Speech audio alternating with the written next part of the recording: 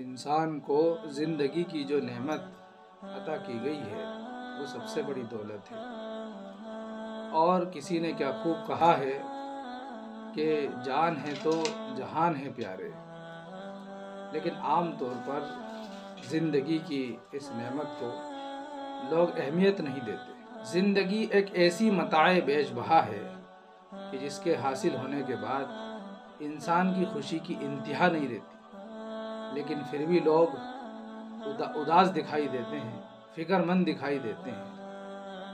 وہ بھول جاتے ہیں، انہیں یاد ہی نہیں رہتا کہ خوشی کی سب سے بڑی دولت زندگی ہمیں حاصل ہے، زندگی ہمیں ملی ہوئی ہے، اور یہ ایک ایسی نعمت ہے کہ اس نعمت کے ذریعے ہم دنیا کی اور نعمتوں کو حاصل کر سکتے ہیں۔ اس نعمت کے ذریعے ہم دوسری نعمتوں سے فائدہ اٹھا سکتے ہیں۔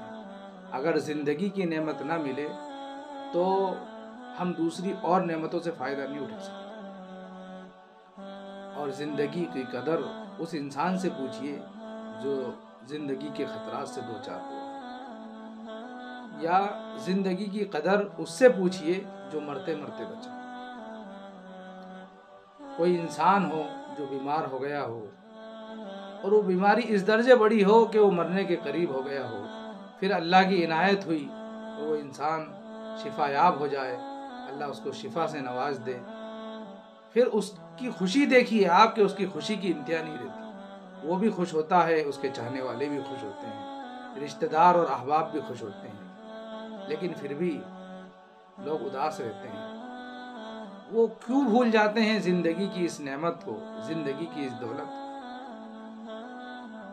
تو یاد رکھیے، زندگی کی اس دولت کی اور اس نعمت کی قدردانی کے لیے ہمیں بیدار رہنا چاہیے۔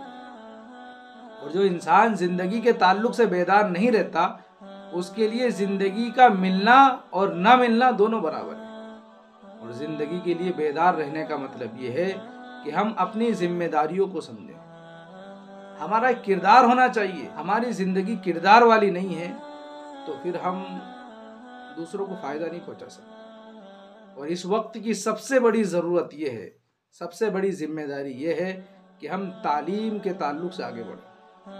لوگ ٹیچرز ڈے مناتے ہیں، یوم اساتذہ مناتے ہیں، تو یاد رکھیے کہ استاد کی اہمیت، استاد کی عظمت صرف ایک دن کے لیے نہیں ہے کہ 5 ستمبر کو ٹیچرز ڈے منا لیا جائے اور باقی دنوں میں ان کو بھول جائے یا ان کی قدر نہ کرے، ان کی عظمت نہ کرے، بلکہ اب تو لوگ صرف رسومات کو اہمیت دیتے ہیں اور جو حقیقت ہے اس سے غافل ہیں، اس سے ناآشنا ہیں۔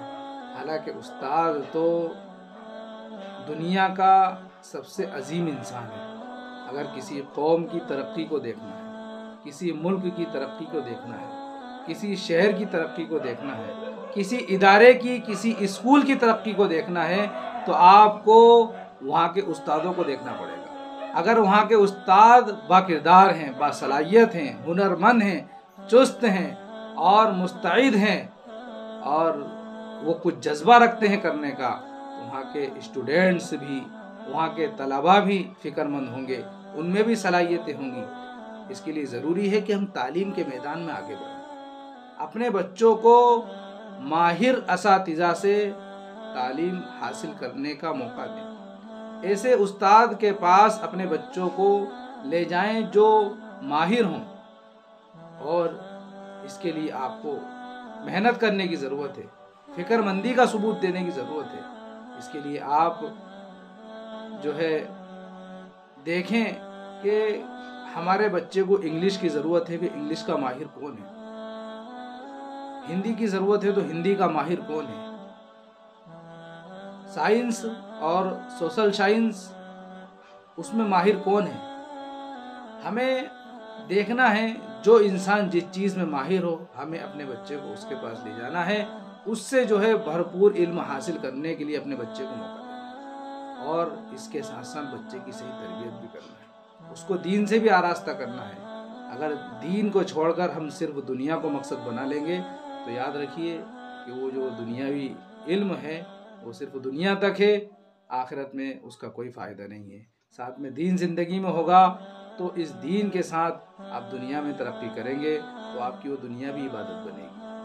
اور اگر آپ نے صرف دنیا کو ترجیح دی، دین کو چھوڑ دیا، تو دنیا میں تو چند دن آپ مزے کر لیں گے، لیکن مرنے کے بعد آپ جو ہے خسانے میں ہوں گے، پریشان ہوں گے، اور آپ کی دنیا کی محنت کوئی کام نہیں آئے گی۔ اس لیے ضروری ہے کہ تعلیم اور تعلیم میں دینی تعلیم کو مقدم رکھیں، ساتھ میں دنیا کی تعلیم پر بھی ہم محنت کریں۔ لیکن افسوس ہے اس دور میں، اور سمجھنے کی بات ہے کہ اس قوم کی جہالت کیسے ختم ہو سکتی ہے، وہ قوم کیسے ترقی کر سکتی ہے جو قوم اپنے بچوں کی تعلیم سے زیادہ ان کی شادیوں میں دولت خرچ کرنے پر فخر سمجھتی ہو۔ ان کی شادیوں میں دولت خرچ کرنا ان کے لیے فخر کا سرمایہ ہو۔